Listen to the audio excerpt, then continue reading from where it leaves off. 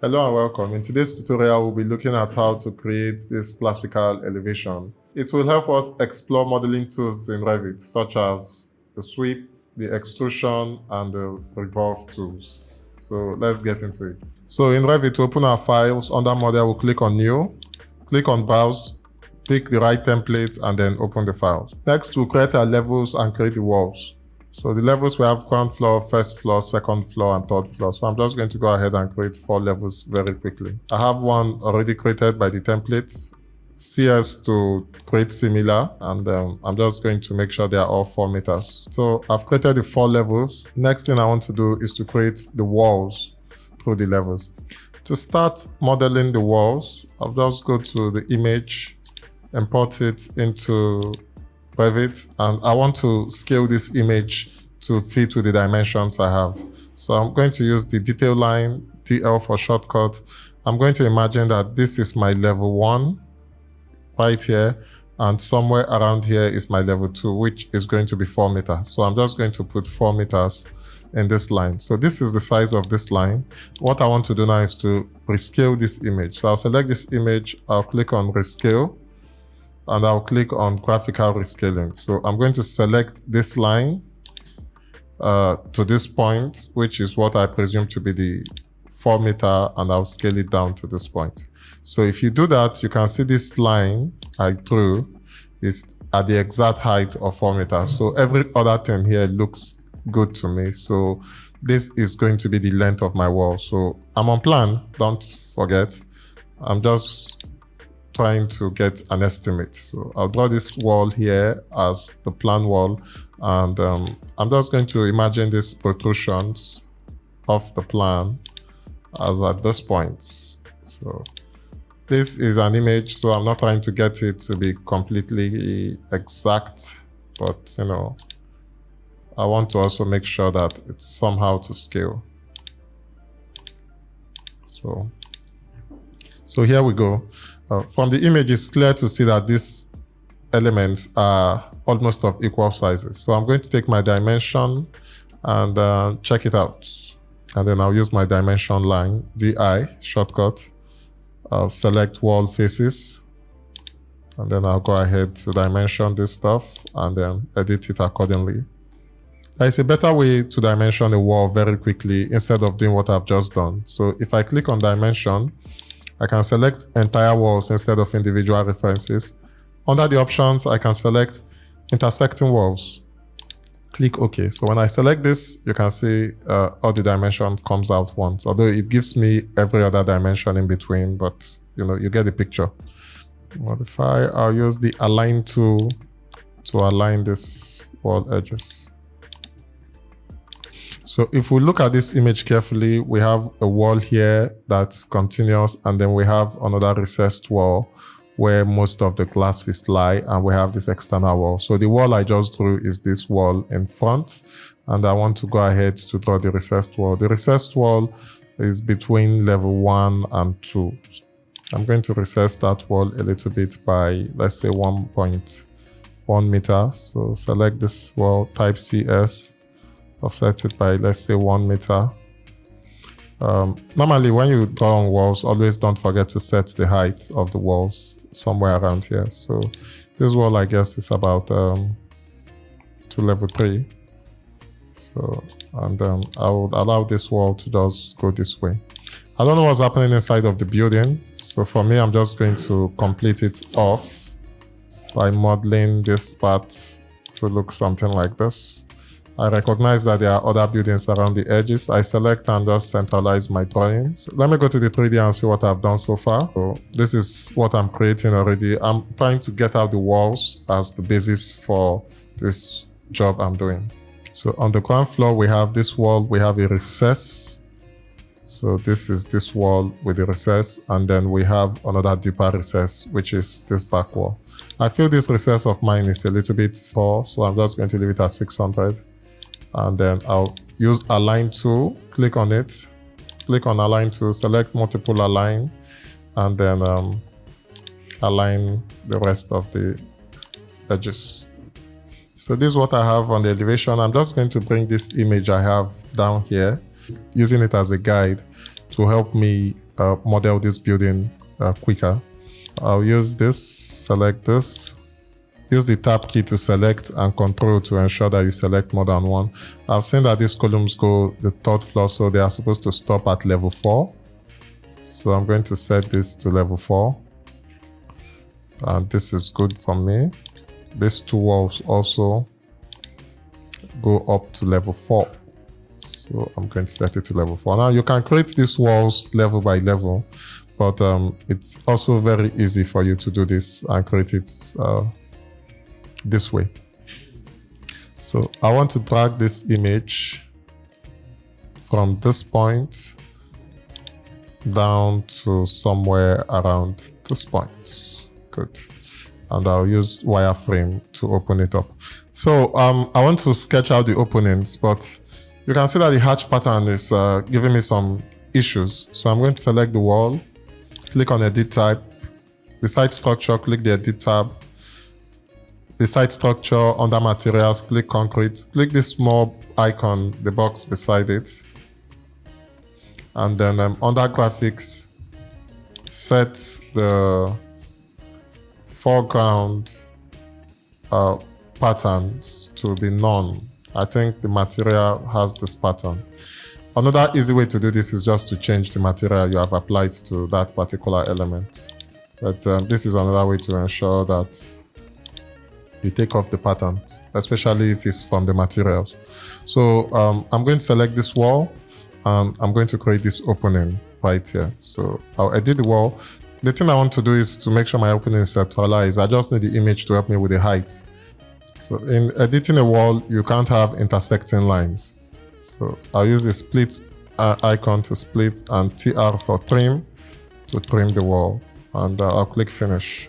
If you go to the 3D view very quickly, you can see what I have created. So I'm going to do the same openings in and around the elevation. To create curves like this, you can click on this curve, get this one, and then use the tangent tool to get the next one, and use the tangent tool again to get the next one. After that, you go back to your straight line. I'm going to bring this down. Now I've done half of it, so I'm just going to select it, double click on M twice, that's to mirror, select this line to mirror it. Select this line, delete it. You can also select this line and delete it and just extend this to this. So I'm beginning to get the outline of the project. So let's continue with the walls.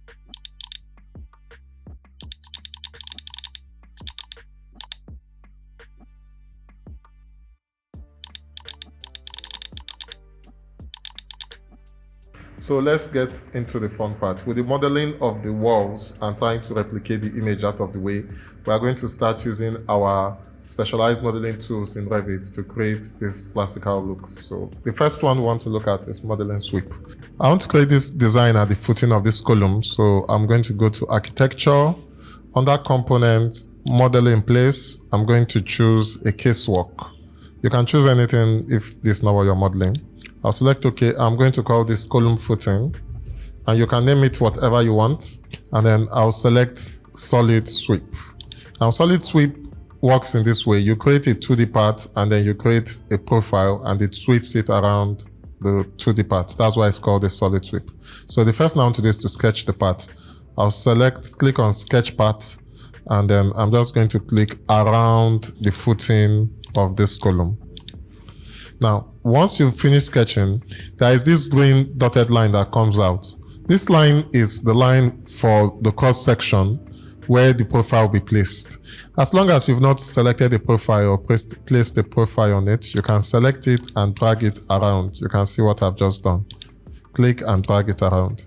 So, but once the profile is on it, it's going to be difficult or impossible to do that. So I still want it here because I'm working from the front elevation and I have my image there.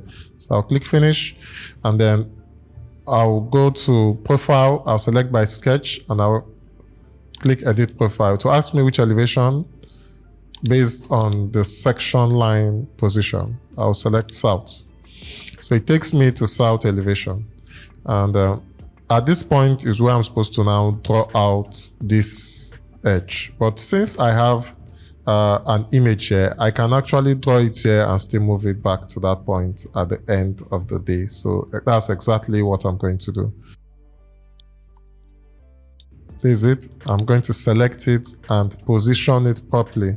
So the right place to position it is to move it and position it at the edge here, this small dotted lines. So I'm going to click, drag, place it there. After that, you click on finish and then click finish again to see the element you've created. I'll go to 3D to show you what I've just modeled. So you can see it swept the profile around the plane I wanted it to do. So I'm just going to repeat that again.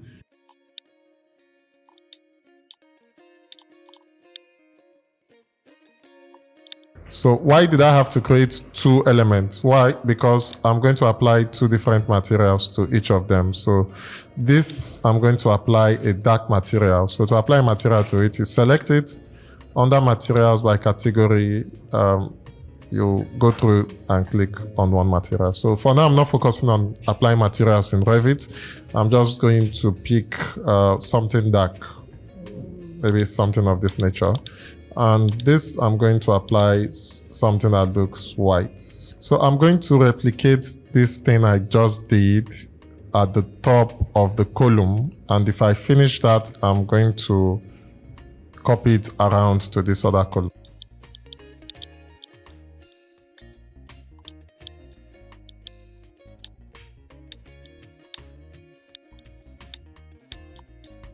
After that, you click on finish. So this is how to use solid sweep. You create a pathway and then you create a profile and it sweeps the profile along that pathway. And if you look carefully, this is the same thing that has been replicated at the edge of this opening, and we still have a recess into this opening. So I'm going to redo this again on the elevation just to explain this to us. Under architecture, model in place, caseworks, you can name it anything. You click on sweep. You can pick part if it's on a 3D element, but if it's on a 2D element, always use sketch part. Now, once you're in elevation, it will always ask you to pick a plane, so it knows which plane is working on. Click on OK. If you hover your mouse over the edge of the wall, and this blue highlight comes out, you can click. If it doesn't, you can use the tab key to get this kind of blue highlight and then click. And once you do that, you can now sketch your profile plane. Now there are two, like I explained initially, if I leave this cross-sectional line here, I'm going to have to draw the profile from the plan. But if I take it to this point, I might have to draw it from the elevation. So whichever one you feel more comfortable in, or you have an idea of how the profile will work, then you do that. For me, I'm going to just leave it on the plan since I have the image reference there. So I'm just going to leave it there. So I'll click finish. I'll double click on this and go to level 1 where I have an image reference to guide me in what I'm doing. So I may not draw exactly this, but let's see how it goes. So I've done something. I'll click finish and then click finish again. So if you go to the 3D, you can see what I've just created. So after creating this sweep, I had to look at the sweep I tried to replicate and my own sweep, and I discovered that mine is really tiny and small. So I decided the first thing to do is to expand this opening. So I think it's something more like this. It's closer to the edge. I'm going to still try as much as I can to see if it is very close and balanced. So I'll make this 250 each, the spacing to the edge. So what I'm doing here is not of very big importance, but I'm sure you get the picture.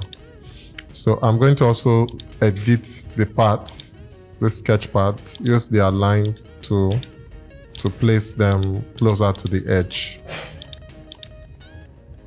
And then click finish, finish. So this is much more a resemblance to these edges than what I did before. So that the opening is wide. And height-wise, I think it also needs to go a little bit high. So I can just edit that also, maybe make it 500. So I'm sure we now have a picture of how to create sweep. I'll just do that one last time.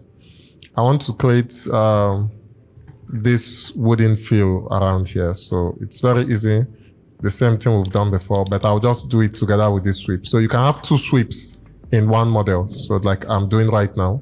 So I'll go to create sweep, sketch part. It asks me to pick a plane. I would select the plane I want to pick. For now, I'm trying to pick this edge. So I'll just pick that last edge. And then you can use pick lines to pick the lines, which is far quicker than drawing. And once you are done, always remember, if this is not at the position you want, you can bring it down. I want it on plan, so I'll leave it on plan. I'll click finish. I'll double click on it. It's going to ask me for the plan level. I'll go to that plan. And you can see where I have it. So I have a small feeling that there is a curve at that area. So I'm just going to curve this a little bit and then allow it to go straight down to the wall. You can use the offset tool to offset distances. And I'm just going to finish up by ensuring with the trim tool that all the lines are properly trimmed and connected. If they are intersecting, you'll get an error. And if you get an error, you won't be able to carry on with the work. So this is what I've created on this section. You can apply different materials to them also, like I've done before. If you select this one and apply something white, and if you select this one, it has a wood feel. So I can just give it a wood material. So this is how to use the sweep tool. We could use sweep here, we could use sweep on many other areas. So the next tool I want to look at is extrusion. Extrusion is very basic. It's like the name implies, you draw a plane and then it extrudes into a solid. Under architecture, go to component, model in place. There's a casework. I'll click on extrusion. And the first thing it asks me to do is to pick a plane. So I'm just going to pick the outermost element here as a plane. Select the tab key or click on the tab key. And then once you see this like forming a rectangle, you can select it. Now I can draw this here, but I want to draw it on the image. So it's easier for me. Once you finish creating a plane in extrusion mode, there is always an option for extrusion start and end. This is to stipulate the depth of the extrusion. Extrusion ends, type 900, click on OK. Now, if you go to, I shouldn't go to 3D view yet, but still, we're on the 3D view. This is what I've just created. When I'm done modeling it, I can move it down to the level. It's not constrained by levels while you are modeling that much. To create the capping on this, I can decide to do 2 more extrusions, but that will be too cumbersome.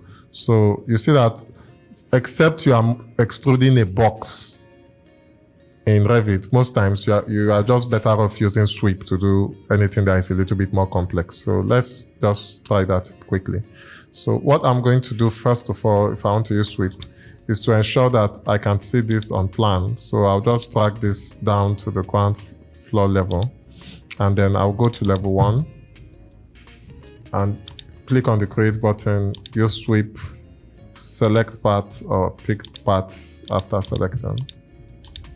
Once this is done, I need this to be in front because I will need it at the front. So I'll click this, then I'll go to the start elevation, click on, while it's selected, click on edit profile, and then I can go ahead to sketch this profile.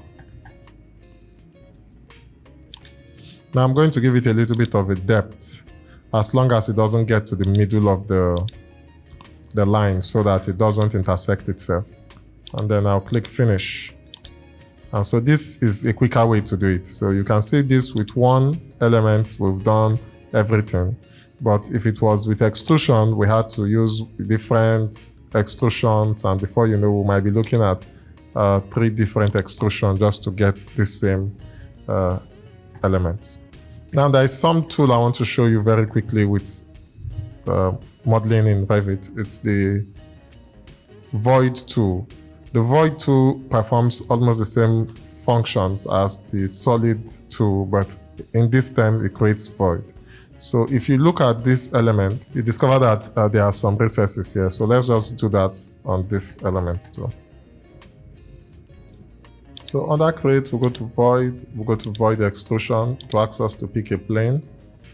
We'll pick this front plane, and then we can select a void box like this, something of this nature, and then it cuts a void through that element. But we don't need the void to be that deep, so you can also adjust the depth of the void here. Let's say 200 or thereabouts. You can see the depth of the void. So to create this other element, I'm sure you know what we are going to use. So we can use the solid sweep to create this element inside there. So let's just quickly do that.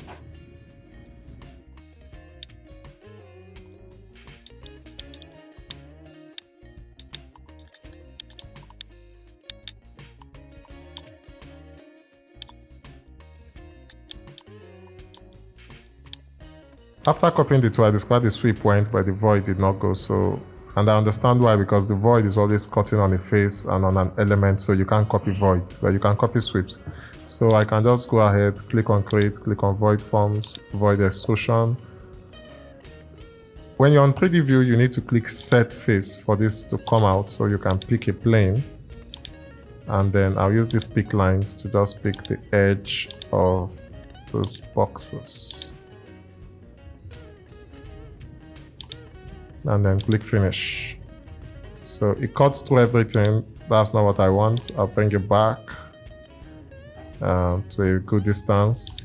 It still cuts through everything. So I'm going to select the cut tool, say on cut geometry, select it, and let me see if I can miraculously use the tab. Okay, I can't. So I have to, for me to see it, I have to come down a little bit. So I'll select on cut geometry, select it, and select this for it to not cut that particular geometry. Then I can raise it back up to the level. So this is how I'm able to create that element with sweep and extrusion. So I think before we round up, I'm going to use Revolve so that I'll be expecting the complete model of this facade. To use Revolve under architecture, component model in place. I'm creating a light, but I can still select casework. And here you click on Revolve. So just like the name is, it's best for circular objects. So it asks me to pick a plane. I'm going to pick the front of this column. So once this edge is there, I'll use my tab key to go around until I can select about 2 perpendicular lines. Then you know you're on the right plane. Once that is done, so to create a revolve, you need 2 things. You need the axis line. The axis line is the line you draw at the center where the revolve is going to go around. So you need to keep that axis line exactly at the center of the object you are revolving on. And then the boundary line is the line of the cross section of what you are revolving. So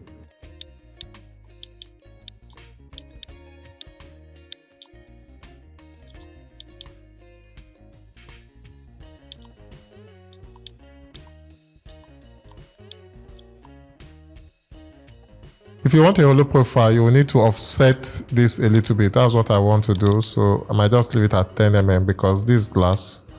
So I'll just offset this. And then I'm good to go. After this, you click finish and it creates something of this nature for you. So I'm just going to click this and place it here and then apply a glass material to it so that it's transparent. So this is what we've been able to achieve so far. I will stop here and I'll allow you to go and finish up this modeling. The only thing I've not touched is the glazing and the windows, which we'll look at the next video. Thanks for watching. I hope you learned 1 or 2 things. I'll catch you in the next video. projects.